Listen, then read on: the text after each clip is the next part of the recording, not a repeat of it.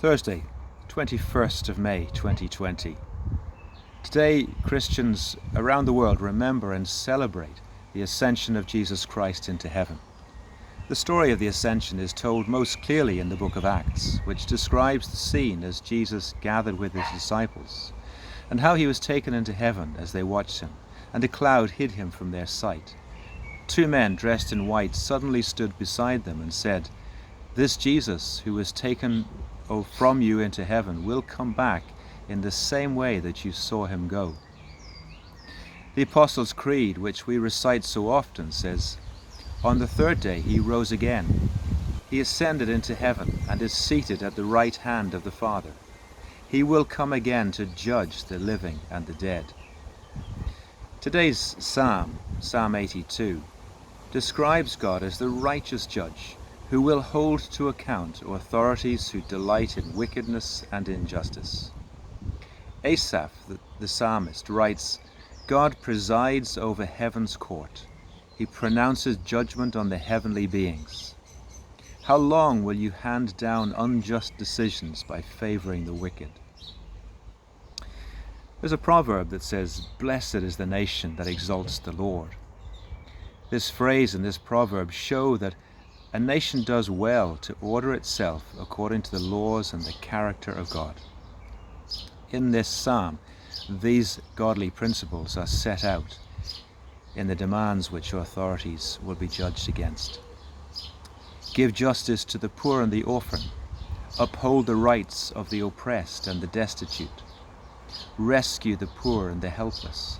Deliver them from the grasp of evil people. A nation and its people, therefore, that honors these principles, honors or exalts God by its actions. By contrast, a nation that withholds justice, denies basic rights to the poor and destitute, and fails to rescue the helpless, does not exalt God, but follows the lead of condemned authorities mentioned in this psalm. The psalm says of them, "They have neither understanding nor knowledge.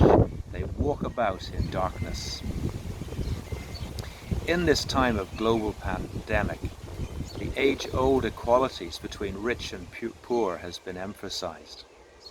This psalm is a clear rebuke to nations, governments, institutions and organizations, and individuals that willfully and knowingly oppress the weak, exploit the poor, and spread division and hatred within its peoples. We are seeing evidence of this in every land under the sun. In our own land, we are emerging from the shock of the scandal of institutional and clerical abuse going back over generations.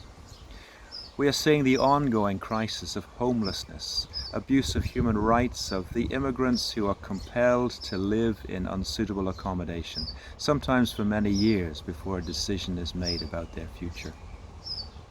Around the world, we see how commercial institutions and organizations are exploiting the poorest people in the world to make even bigger profits for themselves.